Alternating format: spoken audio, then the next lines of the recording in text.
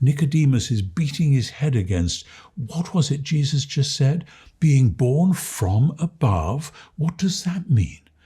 But for us who've read John 1 and who know what's coming later on, it looks as though what Jesus is saying is this, that actually Nicodemus is part of the chosen people, the inner circle of the chosen people, the family of Israel, the ones who are loyal to God. And Jesus is saying, but there's a different kind of family, and God is bringing this family about. And it's a family which starts with Jesus himself and his Judean followers. But my goodness, it's going to grow and swell. You need to be born from above. As in Psalm 87, where the psalmist looks around and says, this one and that one and the other one, they were born here.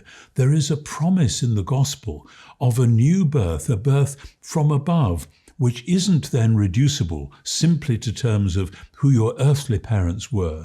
As John himself said in the prologue, that the key people who are to be called the children of God are born not from blood or from fleshly desire or from the intention of a man, but from God. And so it is now with Nicodemus. Jesus is challenging him because something new is happening. God's kingdom is breaking in. And unless you are born from above, you won't even be able to see it. And here we've got the image of seeing and not seeing, which goes, of course, with the image of light and darkness, that Nicodemus has come by night, and so he is still, for John and for Jesus, blundering about in the dark. He can't see that when he says, we know that you're a teacher come from God because nobody can do these things you're doing unless God is with him. This isn't simply Jesus being an interesting teacher from God, doing some curious things on the side. This is about God's kingdom breaking in. And the fact that you can't see that indicates that you need to be born from above so that you will have new eyes to recognize what is going on in your midst and thereby to recognize Jesus himself. And so Jesus spells it out. I'm telling you the solemn truth. Unless someone is born from water and spirit, they can't enter God's kingdom. The Spirit is going out to open people's minds and hearts and draw them to God. And the water seems clearly a reference to John's baptism, which is the launching of the kingdom of God. This strange motley crew of people who get baptized by John, who now form the new family, and a family which will extend out into the wider world. And as Jesus says, flesh is born from flesh, but spirit is born from spirit, and what counts is the Spirit. And so God's Spirit is at work to bring about this new birth, this birth from above.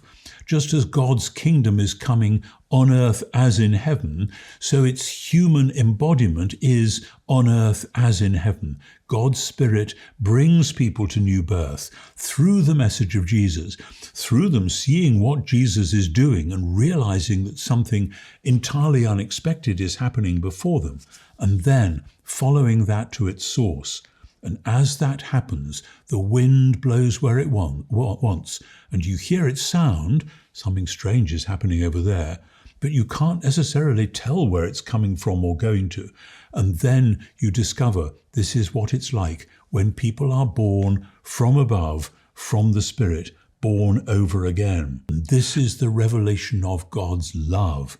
It isn't just, you're a teacher come from God. That's said by somebody who's in the night. But when the light starts to dawn, then you will see that this is the revelation of the powerful love of God. The love of God which is spoken of in the Psalms, in Deuteronomy, in Isaiah, and so on. The love of God which loves his people to the uttermost, and so does for them what they need to have done, namely, to take the weight of their sin and failure and evil and death upon himself. God so loved the world that he gave his only special Son, so that everyone who believes should not be lost, but should share the life of God's new age. That is Jesus' challenge to Nicodemus. And so it goes on, and I think this is very specifically directed. Nicodemus, you have come by night, but you know what? This is the condemnation, that light has come into the world, and people love darkness rather than light. Nicodemus, are you going to be one of those people? Or are you going to be one of those who comes to the light and by loving the truth and doing the truth, coming into the light so that it can be clear that what they've done has been done in God? And I think from that moment, Nicodemus is having his eyes opened to recognize Jesus and to walk in the light.